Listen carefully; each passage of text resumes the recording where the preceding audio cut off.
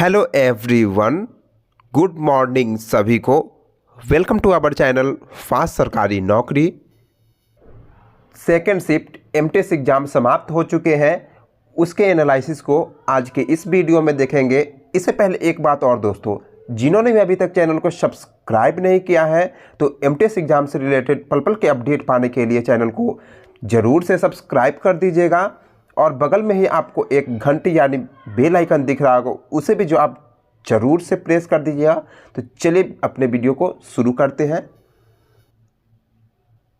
86वां संविधान संशोधन द्वारा 11वां मौलिक कर्तव्य को कब जोड़ा गया था? बात करें 86वां संविधान संशोधन की तो यह जो है फंडामेंटल ड्यूटीज़ से संबंधित है, यानी मौलिक कर्तव्य से संबंधित है।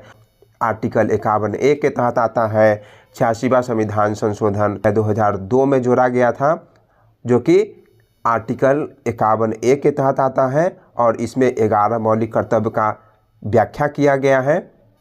51A जो आर्टिकल है यह फंडामेंटल ड्यूटीज से संबंधित है, यानी मौलिक कर्तव्य से संबंधित है। और यह सरदार स्वर्ण सिंह समिति ने इस पर 8 मौलिक कर्तव्यों का सुझाव दिया था। और 42वां संविधान संशोधन के तहत, जो कि 1976 में हुआ था, और इस 1976 को याद करने का तरीका है 4 और प्लस 2 कितना होता है, तो 6, तो इसके अंत में 6 रहेगा। और 44वां संविधान संशोधन जैसे बोलेंगे तो 4 और प्लस 4 रहेगा, यानी 8 रहेगा, तो 1978 ऐसे याद कर लीजिएगा उसको। सरदार स्वर्ण सिंह समिति जो है 8 मौलिक कर्तव्यों का सुझाव दिया, लेकिन 42वां संविधान संशोधन जो हुआ उसके तहत 10 मौलिक कर्तव्यों को जोड़ा गया था। उसके बाद क्या हुआ, एक 86वां संविधान संशोधन हुआ जो कि 2002 में हुआ। उसके तहत हमारे भारतीय संविधान में 51A में 11वां मौलिक कर्तव्य को जोड़ा गया। मौलिक कर्तव्य का प्रावधान USSR से लिया गया, जो कि अभी वर्तमान में रूस है। इसे सोवियत संघ पहले कहा जाता था। चलिए अब मौलिक कर्तव्य से रिलेटेड कुछ फैक्ट को देखते हैं, जो कि एग्जाम पॉइंट ऑफ व्यू में पूछा गया है क्वेश्चन, यानी TCS कभी ना कभी उसको पूछा भी है। अब इसमें सबसे पहले बात करते हैं कि मूल संविधान, जब संविधान बनकर तैयार हुआ था उस समय मौलिक कर्तव्य का जिक्र उसमें था या नहीं, तो इसका जवाब होगा जब मूल संविधान बनकर तैयार हुआ था उस समय मौलिक कर्तव्य का जिक्र नहीं था भारतीय संविधान में। क्योंकि जो भी संशोधन होते हैं, जैसे कि इस आर्टिकल को आप देखिएगा तो 51A जो है, यानी कोई भी आर्टिकल जोड़ा गया जैसे A, B, C, तो ये सब जो है संविधान संशोधन के तहत जोड़ा गया, ठीक है। और जैसे कि मूल संविधान जो कि 51 जो है ये मूल संविधान में पहले से था, लेकिन 51A जैसे लगा दिए, यानी A, B ऐसे रहेगा, चाहे क ख रहेगा हिंदी में, तो इस तरीके के जो है ये संविधान संशोधन के तहत जोड़ा जाता है। अब देखिए इसमें है 1976 में जो है 42वें संविधान संशोधन के जरिए भाग 4 यानी हमारे फंडामेंटल ड्यूटीज जो है भाग 4A के तहत आते हैं। ये जो है 10 मौलिक कर्तव्य को इसमें जोड़े गए थे।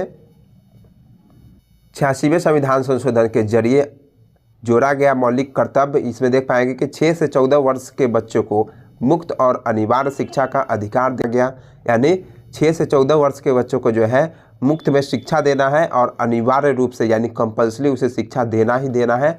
इसे जो है उसके अभिभावक सुनिश्चित करेंगे, यानी उसके पेरेंट्स इसको सुनिश्चित करेंगे कि क्या 6 से 14 वर्ष के बच्चे को फ्री में शिक्षा मिल रही है कि नहीं। अब इसमें देखें कि इस संशोधन के जरिए माता पिता और अभिभावकों को भी अपने बच्चों को शिक्षा के अवसर देने का जिम्मा सौंपा गया है, यानी माता पिता को भी सुनिश्चित कर रहा है कि क्या उसके बच्चे को शिक्षा मिल रहा है, और उनकी जिम्मेवारी भी बनाया गया है इसके तहत। बात करें भारतीय संविधान में मौलिक कर्तव्य जो है सोवियत संघ के संविधान से प्रेरित है, यानी यह प्रावधान जो है सोवियत संघ यानी USSR से लिया गया है, जो वर्तमान में रूस है। तो इन सभी फैक्ट को आप ध्यान में रखिएगा। ये TCS का हाईलाइटेड क्वेश्चन है और इससे बाहर कोई क्वेश्चन नहीं आ सकता इससे। किसी भी देश में कितने केंद्रीय बैंक हो सकता है? बात करें केंद्रीय बैंक की तो किसी भी देश में केवल एक केंद्रीय बैंक हो सकता है, यानी कोई भी देश होगा तो उसमें एक केंद्रीय बैंक हो सकता है। भारत में जो है भारतीय रिजर्व बैंक यानी शॉर्ट में जिसको RBI कहते हैं, देश का जो है यह केंद्रीय बैंक है। बैंक के जो है फैक्ट को देखते हैं, जैसा कि केंद्रीय बैंक जो होते हैं देश का सर्वोच्च बैंक होता है। यह देश की सरकार और वाणिज्यिक बैंकों को वित्तीय और बैंकिंग सेवाएं प्रदान देते हैं, यानी बैंकिंग जितने भी सेवाएं होते हैं वो कंट्रोल केंद्रीय बैंक के द्वारा होता है। अब बात करें कि यह सरकार की मौद्रिक नीतियों को लागू करता है, यानी जिसको इंग्लिश में मॉनेटरी पॉलिसी भी कहते हैं, और देश की मुद्राएं जारी करता है, यानी देश में जितने भी मुद्रा है उसे जारी करता है। जैसे कि 2000 का नोट बंद करना है, 2000 का नोट फिर से चालू करना है, इस तरीके जितने भी जो पॉलिसी है वो आरबीआई के द्वारा कंट्रोल किया जाता है। बात करें, यह देश की जो है पहचान होता है। विदेशी देशों के साथ सरकार के लेन देन केंद्रीय बैंक की मदद से किए जाते हैं, यानी विदेश में जितने भी विदेश सरकार से जितने भी लेन देन जो भी हो रहे हैं कंट्रोल, तो वो सभी इसी बैंक के द्वारा यानी केंद्रीय बैंक के द्वारा होता है। नेक्स्ट पॉइंट है, यह बैंकों को नियंत्रित करता है, यानी छोटे बड़े जितने भी बैंक होते हैं उसको नियंत्रित करने का काम जो है यह केंद्रीय बैंक का ही होता है। यह मौद्रिक नीति का प्रशासन करता है। अब बात करते हैं कि यह आर्थिक अनुसंधान जैसे कि वित्तीय सेवाएं देती है। बात करें आगे, भारतीय रिजर्व बैंक की स्थापना जो है, इसकी स्थापना ये VVI है, ये एग्जाम में पूछे जाते हैं, 1 अप्रैल 1935 को हुई थी। इसकी स्थापना 1926 के royal commission on Indian currency and finance की सिफारिशों के आधार पर की गई थी। नेक्स्ट क्वेश्चन है, शेर शाह सूरी का मकबरा कहाँ अवस्थित है? सासाराम में अवस्थित है, जो कि बिहार राज्य में है। इनके फैक्ट को देखेंगे अगर, शेर शाह सूरी का मकबरा सासाराम बिहार राज्य में है। बात करें, बिहार के एक पाठन सम्राट शेर शाह सूरी की स्मृति में, जिन्होंने मुगल साम्राज्य को हराया और उत्तरी भारत में सूरी साम्राज्य की स्थापना की, मकबरे का निर्माण किया गया। 13 मई 1545 को कालिंजर के किले में एक आकस्मिक बारूद विस्फोट में उनकी मृत्यु हो गई, यानी कालिंजर के किले में उनकी मृत्यु हो गई थी, यह भी पूछा जाता है। तो देखिए, यह मकबरा जो है इंडो इस्लामिक वास्तुकला का एक उदाहरण है, जिसे वास्तुकार मीर मोहम्मद अलीवाला खान द्वारा डिजाइन किया गया था, और इसका निर्माण जो है 1540 और 1545 के बीच हुआ था। बलुआ पत्थर के इस लाल मकबरे को एक कृत्रिम झील के बीच में खड़े भारत के दूसरे ताजमहल के रूप में भी जाना जाता है। इसे जो है भारत के, अगर पूछा जाए एग्जाम में कि भारत के दूसरा ताजमहल, तो यही शेर शाह सूरी का मकबरा को जाना जाता है, जो लगभग चौकोर है, यानी इसका जो आकार है कैसा है, चौकोर है। अष्टकोणीय योजना पर मुख्य मकबरे का निर्माण किया गया है, जो गुंबद से सबसे ऊपर है, जिसकी लंबाई 22 मीटर है, और चारों ओर सजावटी गुंबददार खोखे और है, जो कभी रंगीन चमकता हुआ टाइल के काम में शामिल थे। शेर शाह सूरी और उनके बेटे इस्लाम शाह के शासनकाल के दौरान मकबरे का निर्माण किया गया। शेर शाह सूरी की मृत्यु के 3 महीने बाद एक शिलालेख 16 अगस्त 1545 को पूरा हुआ। शिलालेख जो होते हैं, यह शब्द आप गौर करिएगा, यह शिलालेख यानी शिला का मतलब होता है पत्थर, और उस पर एक लेखन का कला होती है जिसे शिलालेख कहा है। उस पर राजा के जितने भी संदेश होते हैं वो लिखे होते हैं। इसे तैयार किया गया था शेर शाह सूरी के 3 महीने जो मृत्यु के हो गए उसके बाद इसे तैयार किया गया, और इसका निर्माण कब पूरा हो गया, तो 6 अगस्त 1545 को पूरा हो गया। तो इन सभी फैक्ट को आप ध्यान में रखिएगा, इसे भी जो है एग्जाम में पूछा जा सकता है। इस क्वेश्चन है, भारतीय संविधान के प्रस्तावना में किस प्रकार की स्वतंत्रता शामिल नहीं है? अब बात करते हैं कि भारतीय संविधान की जो प्रीएम्बल है, जिसे हिंदी में प्रस्तावना कहते हैं, उसमें आर्थिक स्वतंत्रता शामिल नहीं है। बात करते हैं कि भारतीय संविधान की प्रस्तावना में आर्थिक स्वतंत्रता शामिल नहीं है। प्रस्तावना में विचार, अभिव्यक्ति, विश्वास, श्रद्धा और उपासना की आज़ादी, यानी इसे आज़ादी यानी स्वतंत्रता भी कह सकते हैं, का प्रावधान है। देखिए कितने प्रकार के हैं। प्रस्तावना में विचार, अभिव्यक्ति, विश्वास, श्रद्धा और उपासना की स्वतंत्रता का प्रावधान है। मतलब इतने प्रकार, यानी 5 प्रकार के जो है स्वतंत्रता का प्रावधान किया गया है, लेकिन इसमें आर्थिक जो है इसमें शामिल नहीं है। चलिए अब कुछ फैक्ट को देखते हैं प्रस्तावना से जो संबंधित है। बात करें कि प्रस्तावना में भारत को एक संप्रभु, समाजवादी, धर्मनिरपेक्ष और लोकतंत्रात्मक गणराज्य घोषित किया गया है। प्रस्तावना में न्याय, स्वतंत्रता और समानता और भाईचारे जैसी उद्देश्य शामिल है। प्रस्तावना में भारत राज्य की प्रकृति को स्पष्ट किया गया है। प्रस्तावना को संविधान निर्माताओं की सोच उल्लेखित है,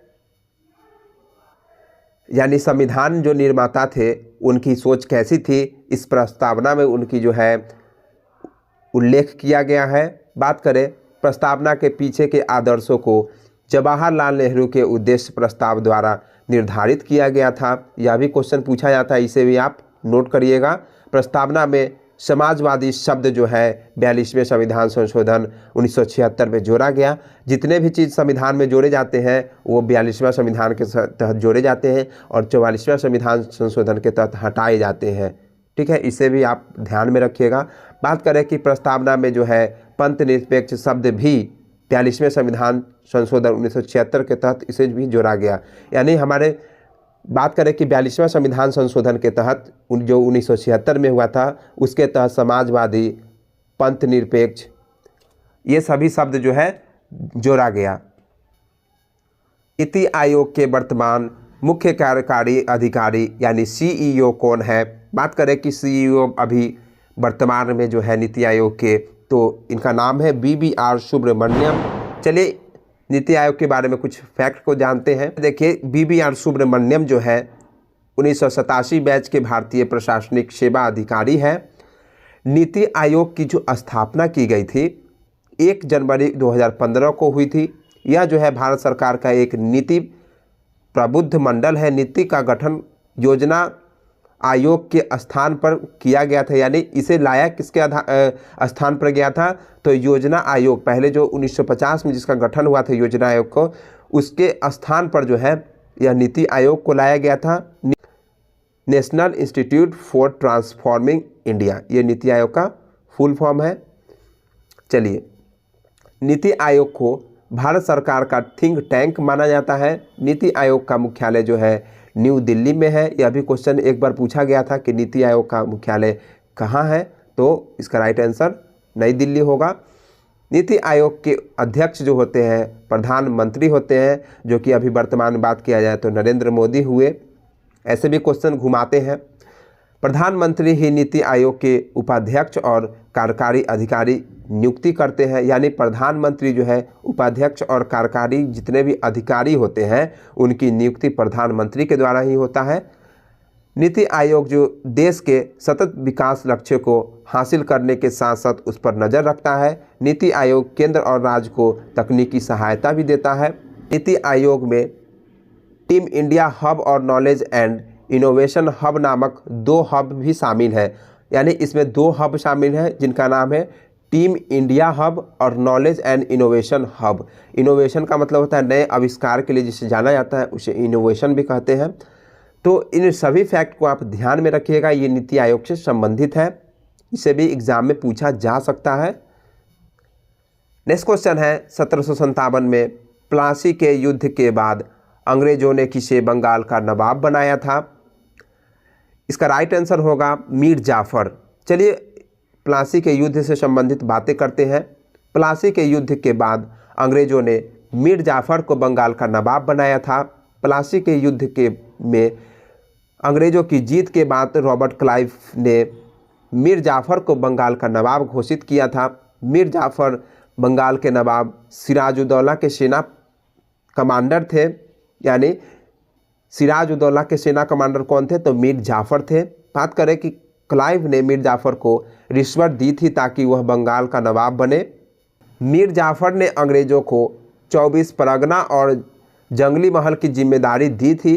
बात करें मीर जाफर को अंग्रेज़ों का कठपुतली नवाब माना जाता है। बाद में अंग्रेज़ों ने मीर जाफर को सिंहासन से हटाकर उसके दामाद मीर कासिम को बंगाल का नवाब बनाया था। तो इसे आप नोट करिएगा कि मीर जाफर को जो हटा करके उसके दामाद मीर कासिम को बंगाल के नवाब बनाया गया था। प्लासी का युद्ध 23 जून 1757 को लड़ा गया था। यह युद्ध ईस्ट इंडिया कंपनी और बंगाल के नवाब सिराजुद्दौला के बीच हुआ था। इस युद्ध में अंग्रेज़ों की जीत हुई थी। इन सभी फैक्ट को आप ध्यान में रखिएगा और सबसे नोट करने वाला यह पॉइंट है कि इसमें जीत किसकी हुई थी? तो अंग्रेज़ों की जीत हुई थी। नेक्स्ट क्वेश्चन है 2023 पुरुष एशिया कप फाइनल विजेता टीम कौन रहा? इसका राइट आंसर भारत होगा। भारत ने फाइनल में श्रीलंका को 10 विकेट से हराकर अपना 8वां एशिया कप खिताब जीता था भारत। क्वेश्चन है उत्तराखंड लोक सेवा आयोग ने साल 2022 में महिलाओं के लिए सरकारी नौकरियों में कितने प्रतिशत का क्षैतिज आरक्षण दिया? देखिए इसका भी राइट आंसर होगा 30% दिया है। इसके फैक्ट को देखते हैं कि उत्तराखंड लोक सेवा आयोग महिलाओं के क्षैतिज आरक्षण विधेयक 2022 के तहत राज्य में महिलाओं को सरकारी नौकरियों में 30% क्षैतिज आरक्षण दिया गया है। यह प्रावधान उन महिलाओं के लिए है जिनका नाम सार्वजनिक सेवाओं और पदों पर भर्ती में शामिल है। अब इससे जुड़े कुछ पॉइंट्स को देखते हैं। उत्तराखंड में महिलाओं को सरकारी नौकरियों में आरक्षण की व्यवस्था साल 2006 से लागू थी। हालांकि साल 2022 में हाई कोर्ट ने इस पर रोक लगा दी थी। हाई कोर्ट के फैसले के बाद सरकार ने सुप्रीम कोर्ट में याचिका दायर की थी। सुप्रीम कोर्ट ने हाई कोर्ट के फैसले पर रोक लगाकर आरक्षण को बहाल कर दिया था। अब बात करते हैं कि जन भावनाओं को देखते हुए मुख्यमंत्री जो है पुष्कर सिंह धामी ने महिला आरक्षण के अस्थायी समाधान के लिए विधेयक बनाने का फैसला किया था। 29 नवंबर 2022 को विधानसभा के शीतकालीन सत्र में सरकार ने विधेयक पेश किया था। 12 जनवरी 2023 को उत्तराखंड के विधायी एवं संसदीय कार्य विभाग ने इस विधेयक की अधिसूचना जारी कर दी थी। यानी यह जो है लागू हो गया था। कब? 12 जनवरी 2023 को यह लागू हो गया था। इन सभी फैक्ट को आप ध्यान में रखिएगा क्योंकि महिला से संबंधित है, एग्जाम में पूछा जा सकता है। जुकाम निम्नलिखित में से किस वायरस के द्वारा होता है? राइनो वायरस इसका राइट आंसर होगा। इसके फैक्ट को आप देखते हैं। जुकाम राइनो वायरस के कारण होता है। राइनो वायरस एक गैर आच्छादित एक सूत्री आरएनए विषाणु है। राइनो वायरस के 100 से ज़्यादा उप प्रकार हैं। राइनो वायरस से जुड़े लगभग आधे जुकाम होते हैं। शरद ऋतु में राइनो वायरस से जुड़े जुकाम का अनुपात 80% तक बढ़ जाता है। राइनो वायरस से होने वाली सर्दी वसंत और पतझड़ में ज़्यादा होती है। जुकाम से जुड़े कुछ बात को अब करते हैं कि जुकाम नाक और गले ऊपरी श्वसन पथ का वायरल संक्रमण है। बात करें जुकाम के लक्षण वायरस के संपर्क में आने के 1 से 3 दिन के बाद दिखाई देते हैं। जुकाम से बचने के लिए हाथ धोना और बीमार लोगों से दूर रहना चाहिए। इन सभी फैक्ट को आप ध्यान में रखिएगा। नेक्स्ट क्वेश्चन है साल 1930 में हुए नमक सत्याग्रह आंदोलन का नेतृत्व किसने किया? इसका राइट आंसर मोहनदास करमचंद गांधी यानी शॉर्ट में कहें तो महात्मा गांधी ने किया। साल 1930 में हुए नमक सत्याग्रह आंदोलन का नेतृत्व मोहनदास करमचंद गांधी ने किया था। इस आंदोलन को दांडी मार्च यानी दांडी सत्याग्रह के नाम से भी जाना जाता है। यह आंदोलन ब्रिटिश शासन के खिलाफ सविनय अवज्ञा का एक बड़ा अभियान था। इस आंदोलन से जुड़े कुछ फैक्ट को देखते हैं आप। यह आंदोलन 12 मार्च से 5 अप्रैल 1930 तक चला था। इस आंदोलन के जरिए गांधी जी ने अंग्रेजों के नमक कानून को तोड़ा था। इस आंदोलन ने भारतीय स्वतंत्रता संग्राम में एक नया अध्याय जोड़ा था। इस आंदोलन के दौरान गांधी जी ने रास्ते में कई साक्षात्कार दिए और लेख लिखे। इस आंदोलन के दौरान विदेशी पत्रकारों और न्यूज रील फुटेज शूट करने वाली 3 बॉम्बे सिनेमा कंपनियों ने गांधी जी को दुनिया भर में मशहूर कर दिया था। अगला फैक्ट को नोट करिएगा जरूर। यह क्वेश्चन भी पूछा जाता है कि तमिलनाडु में हुए नमक सत्याग्रह आंदोलन का नेतृत्व सी राजगोपालाचारी ने किया था। सी राजगोपालाचारी ने तिरुचिरापल्ली से वेदारण्य तक मार्च किया था। तो यह भी क्वेश्चन पूछा जाता है कि तिरुचिरापल्ली में किसने नमक सत्याग्रह यानी तमिलनाडु में किसने नमक सत्याग्रह किया था? तो सी राजगोपालाचारी इसका राइट आंसर होगा। इसे भी जो आप जरूर से नोट करिएगा। नेक्स्ट क्वेश्चन है बीटिंग रिट्रीट समारोह किस तारीख को होता है? बात करें कि यह जो है 29 जनवरी को होता है। इनके फैक्ट को देखते हैं। बीटिंग रिट्रीट समारोह हर साल 29 जनवरी को स्वतंत्रता दिवस के तीसरे दिन आयोजित किया जाता है। यह समारोह गणतंत्र दिवस समारोह का औपचारिक समापन होता है। यह समारोह रायसीना हिल्स पर स्थित विजय चौक पर आयोजित किया जाता है। यानी इसका आयोजन जो है विजय चौक पर होता है, जो कि रायसीना हिल्स पर है, जो कि आरावली पर्वत का ही एक पार्ट है और वहाँ पर ही राष्ट्रपति भवन है। यह समारोह रक्षा मंत्रालय के अनुभाग डी द्वारा आयोजित किया जाता है। इस समारोह में भारतीय सेना, वायुसेना और नौसेना के बैंड पारंपरिक धुनों के साथ मार्च करते हैं। इस समारोह में राष्ट्रपति को नेशनल सैल्यूट दिया जाता है।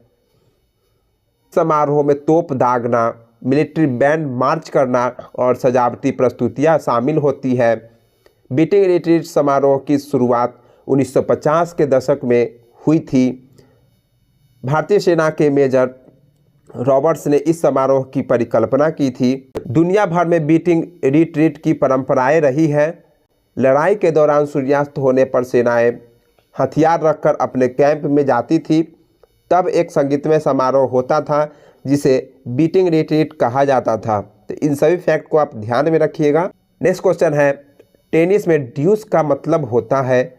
ड्यूस तब होता है जब स्कोर 40-40 से बराबर हो और आपको अतिरिक्त अंक खोलने पड़ते हैं, क्योंकि फिर से आपको 2 अंक से जीतना होता है।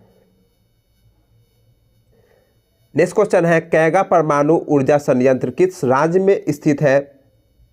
कर्नाटक इसका राइट आंसर होगा। कैगा परमाणु ऊर्जा संयंत्र कर्नाटक राज्य के उत्तर कन्नड़ जिले में स्थित है। यह काली नदी के किनारे कैगा के पास बना है। इस संयंत्र का संचालन भारतीय परमाणु ऊर्जा निगम यानी NPCIL करता है। यह संयंत्र साल 2000 से चालू है। यह दुनिया के सबसे बड़े परमाणु ऊर्जा संयंत्र में से एक है। यह भारत का पहला परमाणु ऊर्जा संयंत्र है जिसे पूरी तरह से विदेशी सहयोग से बनाया गया है। यह भारत का पहला परमाणु ऊर्जा संयंत्र है जिसने स्वदेशी भारी पानी रिएक्टर तकनीक का इस्तेमाल किया। इसमें 4 दबाव युक्त भारी जल रिएक्टर यानी PHWR है। हर एक रिएक्टर की क्षमता जो है 220 मेगावाट है। यह संयंत्र भारत के दक्षिणी हिस्से में बिजली ग्रिड को अहम योगदान देता है। तो इन सभी फैक्ट को आप ध्यान में रखिएगा। नेक्स्ट क्वेश्चन है, 1951 की जनगणना के अनुसार भारत में महिला साक्षरता कितना प्रतिशत थी? बात करें कि 1951 में तो महिला साक्षरता 9% थी। चलिए इसके फैक्ट को देखते हैं। साल 1951 की जनगणना के मुताबिक भारत में महिला साक्षरता दर 9% थी। साल 1951 में भारत की कुल साक्षरता दर अगर बात करें तो 18.33% थी। साल 2011 की अगर बात करें तो इसके मुताबिक देखा जाए तो भारत में महिला साक्षरता दर 65.46%, यानी आज़ादी के अगर देखा 1951 के बाद अगर 2011 में देखा जाए तो महिला साक्षरता दर जो है काफ़ी बढ़ोतरी हुई। इसमें देख पाएंगे कि 65.46% तक बढ़ गया। साल 2001 में भारत की साक्षरता दर 65.38% थी। इसमें पुरुषों की साक्षरता दर 75.85% और महिलाओं की साक्षरता दर 54.16% थी। साल 2011 की जनगणना के मुताबिक भारत में पुरुषों की साक्षरता दर 74.04% थी। साल 1961 में भारत की साक्षरता दर 21.95% थी। साल 1971 में भारत की साक्षरता दर 23.17% थी। साल 1981 में भारत की साक्षरता दर 32.32% थी। भारत की पहली जनगणना 10 फरवरी 1951 को हुई थी। यह जनगणना 1948 के जनगणना अधिनियम के तहत आयोजित किया गया था। तो यह भी पूछा जा सकता है कि 1951 की जनगणना किस अधिनियम के तहत किया गया था? तो 1948 के अधिनियम के तहत 1951 में किया गया। तो इन सभी फैक्ट को ध्यान में रखिएगा। नेक्स्ट क्वेश्चन है कि ऋग वैदिक युग में मनुष्य और भगवान के बीच मध्यस्थ कौन था? अगीन इसका सही जवाब है। दूसरे महत्वपूर्ण देवता अगीन थे जिन्हें 200 सूक्त समर्पित है। बात करें अगीन का कार्ड मनुष्य एवं देवताओं के बीच मध्यस्थता स्थापित करने का था। यानी अग्नि देवता का काम था कि मनुष्य और देवता के बीच मध्यस्थता को स्थापित करना। तो इन सभी फैक्ट को ध्यान में रखिएगा। नेक्स्ट क्वेश्चन है, टेक्टोनिक प्लेट मूवमेंट की वार्षिक दर क्या है? इसका वार्षिक दर अगर बात किया जाए कि मूवमेंट की यानी खिसकने की, तो 1 से 2 इंच हर साल खिसक रहे हैं, और सेंटीमीटर में अगर बात किया है तो 3 या 3 से अधिक सेंटीमीटर ये खिसक रहे हैं। नेक्स्ट क्वेश्चन है, आवर्त सारणी में सबसे अधिक विद्युत ऋणात्मकता तत्व कौन सा है? यानी इलेक्ट्रोनिगेटिविटी एलिमेंट्स जो है आवर्त सारणी में अगर बात करें तो सबसे अधिक किसका है? तो इसका राइट आंसर फ्लोरीन है। आवर्त सारणी में सबसे ज़्यादा विद्युत ऋणात्मकता तत्व जो है आप बात करें तो फ्लोरीन है। फ्लोरीन का परमाणु आकार बहुत छोटा होता है, इसका परमाणु आवेश बहुत ज़्यादा होता है। फ्लोरीन का विद्युत ऋणात्मकता मान जो है इसका 4 होता है। फ्लोरीन के 2p सेल में 5 इलेक्ट्रॉन होते हैं। 2p ऑर्बिटल के इष्टतम इलेक्ट्रॉन विन्यास में 6 इलेक्ट्रॉन होते हैं। फ्लोरीन आदर्श इलेक्ट्रॉन विन्यास के बहुत करीब है। आदर्श कहने का नोबल गैस एलिमेंट जो होते हैं उसके इलेक्ट्रॉन के काफ़ी करीब है। फ्लोरीन के सबसे बाहरी कोष के इलेक्ट्रॉनों पर नाभिक यानी नाभिकीय खिंचाव ज़्यादा होता है। इस पॉइंट को आप नोट करिएगा, यह भी एग्जाम में पूछे जाते हैं। आवर्त सारणी में सबसे ज़्यादा ऊपर पढ़ लिया हमने विद्युत ऋणात्मकता, और सबसे कम विद्युत ऋणात्मकता अगर देखा जाए, और ऋणात्मकता यहाँ लिखा है और यहाँ धनात्मकता, और सबसे ज़्यादा अगर पूछा जाए विद्युत ऋणात्मकता वो फ्लोरीन ऊपर पढ़ लिए, और सबसे कम अगर विद्युत ऋणात्मक पूछा जाए तो फ्रांसियम, और विद्युत ऋणात्मकता सबसे कम यानी सबसे ज़्यादा विद्युत धनात्मकता भी इसे कह सकते हैं, ठीक है। और यह तत्व कौन सा है? तो फ्रांसियम तत्व है। तो इन सभी फैक्ट को नोट करिएगा, आने वाले शिफ्टों में पूछा जा सकता है। क्वेश्चन है, संगीत प्रदर्शन कला के लिए भारत का सर्वोच्च राष्ट्रीय पुरस्कार कौन सा है? संगीत नाटक अकादमी पुरस्कार इसका सही जवाब है। प्रदर्शन कला के क्षेत्र में भारत का सर्वोच्च राष्ट्रीय पुरस्कार संगीत नाटक अकादमी पुरस्कार है। यह पुरस्कार संगीत नाटक अकादमी, भारत की राष्ट्रीय संगीत नृत्य और नाटक अकादमी द्वारा दिया जाता है। यह पुरस्कार संगीत, नृत्य, रंगमंच और अन्य पारंपरिक कलाओं के क्षेत्र में दिया जाता है। इसकी स्थापना 1952 में हुई थी। इसकी स्थापना कब हुई थी? 1952 में। यह पुरस्कार प्रदर्शन कला में उत्कृष्ट उपलब्धियों को मान्यता देता है। इस पुरस्कार में एक प्रशस्ति पत्र, एक पत्रिका और नगद पुरस्कार राशि भी शामिल है इसमें। इसे आप जरूर नोट करिएगा। इस पुरस्कार में एक प्रशस्ति पत्र दिया जाता है, एक पट्टिका और नगद पुरस्कार भी इसमें शामिल है। संगीत नाटक अकादमी फेलोशिप भी दिया जाता है। यह राष्ट्रीयता, नस्ल, जाति, धर्म, पंथ या लिंग के भेदभाव के बिना दिया जाने वाला सर्वोच्च सम्मान है। संगीत नाटक अकादमी अमृत पुरस्कार भी दिया जाता है। यह पुरस्कार प्रदर्शन कला के क्षेत्र में कलाकारों, शिक्षक और विद्वान को दिया जाता है। नेक्स्ट क्वेश्चन है, आरमेल बल्ली किस शास्त्रीय नृत्य से संबंधित है? भरतनाट्यम इसका सही जवाब है। भरतनाट्यम भारतीय शास्त्रीय नृत्य का एक प्रमुख रूप है जिसकी उत्पत्ति तमिलनाडु में हुई थी। यानी भरतनाट्यम की उत्पत्ति कहाँ हुई? तो तमिलनाडु में हुई। भरतनाट्यम की सैद्धांतिक नींव प्रदर्शन कला के प्राचीन हिंदू ग्रंथ नाट्यशास्त्र में पाई जाती है। यानी इसकी उत्पत्ति कहाँ से हुई है? तो नाट्यशास्त्र जो पुस्तक है वहाँ से इसकी उत्पत्ति हुई है। अलारमेल वल्ली एक प्रमुख भारतीय शास्त्रीय नर्तकी और कोरियोग्राफर, नृत्य रचनाकार एवं भारतीय शास्त्रीय नृत्य भरतनाट्यम में पंडालूर शैली की अग्रणी प्रतिपादक है। उन्होंने 1984 में चेन्नई में द दीपशिखा डांस फाउंडेशन की स्थापना की, जहां वे भरतनाट्यम सिखाती है। 1991 में अलारमेल वल्ली वैजंती माला के बाद भारत सरकार की ओर से पद्मश्री से सम्मानित होने वाली दूसरी सबसे कम आयु की नर्तक थी।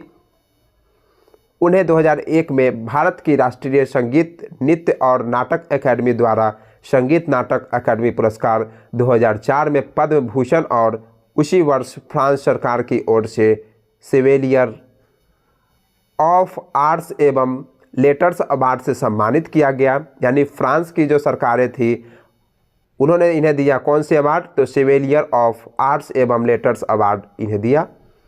तो इन सभी फैक्ट को आप ध्यान में रखिएगा। और शास्त्रीय नृत्य को हम देखते हैं कि कौन सा नृत्य कहाँ का है। बात करें कथक जो है ये उत्तर प्रदेश का नृत्य है, ये क्लासिकल डांस कर रहे हैं हम लोग, और उसकी उत्पत्ति कहाँ हुई है। कुचिपुड़ी ये आंध्र प्रदेश का है, ओडिसी ये उड़ीसा का है, कथकली कहाँ का है, केरल का है, सतीरिया असम का है, मणिपुरी कहाँ का है, मणिपुर का है, मोहिनी अट्टम कहाँ का है, तो केरल का है। नेक्स्ट क्वेश्चन है यामिनी कृष्णमूर्ति किस शास्त्रीय नृत्य से संबंधित है। बता दें यामिनी कृष्णमूर्ति जो है भरतनाट्यम और कुचिपुड़ी दोनों से संबंधित है। यामिनी कृष्णमूर्ति भरतनाट्यम और कुचिपुड़ी दोनों शास्त्रीय नृत्यों से जुड़ी थी। यानी यामिनी कृष्णमूर्ति को भरतनाट्यम और कुचिपुड़ी दोनों के लिए जाना जाता है। यामिनी कृष्णमूर्ति एक प्रसिद्ध भारतीय शास्त्रीय नृत्यांगना थी, यानी भारतीय क्लासिकल डांसर थी ये। उन्हें भरतनाट्यम में विशेषज्ञता के लिए जाना जाता है। यामिनी कृष्णमूर्ति ने कुचिपुड़ी को भी पुनर्जीवित किया था। उन्हें साल 1968 में पद्मश्री, 2001 में पद्म भूषण और 2016 में पद्म विभूषण से सम्मानित किया गया। यानी देख पाएंगे कि भारत रत्न के बाद जो होते हैं वो सभी सम्मान इनको मिले हैं। भारतनाट्यम के बाद नंबर आता है पद्म भूषण, विभूषण, उसके बाद पद्म भूषण, उसके बाद पद्मश्री, ये सभी सम्मान इनको मिला है। ये नागरिक सम्मान है। साल 1977 में उन्हें संगीत नाटक अकादमी पुरस्कार से नवाजा गया था। यामिनी कृष्णमूर्ति की आत्मकथा का नाम ए पैशन फॉर डांस है। कौन सा है? A passion for dance. Tirumala Tirupati Devasthanam मंदिर तिरुपति आंध्र प्रदेश ने उन्हें अस्थाना नर्तकी रेजिडेंस की उपाधि दी थी। इन सभी फैक्ट को आप ध्यान में रखिएगा। नेक्स्ट क्वेश्चन है इनमें से कौन सी पुस्तक मुल्क राज आनंद के द्वारा लिखा गया पुस्तक है। तो इसमें देखेंगे कि मुल्क राज द्वारा जितने पुस्तक लिखे गए हैं उनको अगर छांट दीजिएगा तो वो जो है मुल्क राज के द्वारा नहीं लिखा गया हो जाएगा। तो देख लेते हैं कि कौन कौन पुस्तक जो है मुल्क राज के द्वारा लिखा गया पुस्तक है। सबसे पहला तो पुस्तक है इनका अनटचेबल, जो पुस्तक लिखा गया है ये मुल्क राज के द्वारा लिखा गया है। बात करें कि कूली जो पुस्तक है ये इन्हीं के द्वारा लिखा गया पुस्तक है। और इनकी क्या विशेषताएं हैं इस पुस्तक की, देख सकते हैं कि यह कूली जो पुस्तक है यह उपन्यास 1936 में प्रकाशित हुआ था। यह भारत में ब्रिटिश शासन और जाति व्यवस्था की आलोचना करता है। तो इन सभी फैक्ट को आप यहाँ से देखिएगा। लेकिन अभी बात करेंगे कि कौन कौन से पुस्तकें इनके द्वारा लिखा गया है। The village across the black waters and the sword and sickle, ये पुस्तक जो इन्हीं के द्वारा लिखा गया है। The private life of an Indian prince, the confidential existence of an Indian ruler. अब है इनकी जो पुस्तक देख पाएंगे कि अनटचेबल हु आर दे, ये पुस्तक इन्हीं के द्वारा लिखा गया पुस्तक है। और इनके बारे में अगर देखना है कि इसकी क्या विशेषता है पुस्तक की, तो इस सभी को आप देख सकते हैं। तो इतने पुस्तक इनके द्वारा लिखा गया है, इन सभी फैक्ट को आप ध्यान में रखिएगा। नेक्स्ट क्वेश्चन है निम्नलिखित जंतुओं में से किसके हृदय कक्षाओं की संख्या से असंगत है, यानी मैच करने के लिए दिया गया था। आज जो है जितने भी चेम्बर्स होते हैं, प्राणी के जो चेम्बर्स होते हैं, उन सभी के बारे में चर्चा करेंगे। इससे क्वेश्चन एक भी बाहर नहीं जाएगा। देखिए हम बात करते हैं कि जब मछली की जब बात करते हैं तो मछली में दो कक्षा होती है, एक अलिंद और एक निलय होता है। उभयचर में अगर बात किया जाए, जिसको इंग्लिश में एम्फीबियन कहते हैं, उभयचर में हृदय में 3 कक्ष होते हैं। अब रेप्टाइल्स में अगर बात किया जाए, जैसे कि सांप हो गया, इस तरीके से। मगरमच्छ को छोड़कर अगर बात करें कि सरीसृप के हृदय में 3 कक्षा होती है, मगरमच्छ को छोड़कर बोल रहे हैं। अब मगरमच्छ में जो होता है मानव की तरह 4 होते हैं। देखिए मगरमच्छ के हृदय में 4 कक्ष होते हैं। पक्षी में अगर बात किया जाए तो पक्षी के हृदय में 4 कक्ष होते हैं। स्तनधारी जो होते हैं, स्तनधारियों के हृदय में भी 4 कक्ष होते हैं। देख सकते हैं कि उभयचर का हृदय जो होते हैं 3 कक्षों वाला होता है। इनमें 2 परिकोष्ठ और 1 निलय होता है। कम से कम स्तर पर ऑक्सीजन मुक्त और युक्त और डीऑक्सीजनेटेड को मिलाने का ध्यान रखा जाता है। बात करें यह जो है अधूरा दोहरा परिसंचलन तंत्र बनाता है और उन्हें बहुत जटिल प्रणाली की आवश्यकता नहीं है। जीवों की इस विस्तृत विविधता में उन्हें अपने अध्ययन को आसान बनाने के लिए विभिन्न संघ में व्यवस्थित किया जाता है। समूह से संबंधित सदस्यों के लिए विशिष्ट विशेषताएं हैं। एक कशेरुकियों के पास पूरे शरीर में रक्त पंप करने के लिए हृदय होता है। बात करें वर्ग हृदय में कक्षों की संख्या, अगर बात करें तो मत्स्य यानी मछली में 2, उभयचर यानी एम्फीबियन में 3, सरीसृप यानी रेप्टाइल्स में 3, उभयचर अगर एम्फीबियन में अगर बात करें तो इसमें जो है मगरमच्छ को छोड़कर बात करना है हमको। तो इन सभी फैक्ट को आप ध्यान में रखिएगा। यहीं तक अपने वीडियो को समाप्त करते हैं। अगर यह वीडियो थोड़ा भी अच्छा लगेगा तो लाइक, शेयर और चैनल पर नए आए होंगे तो सब्सक्राइब जरूर से कर लीजिएगा। मिलते हैं अगले वीडियो में, तब तक के लिए जय हिंद।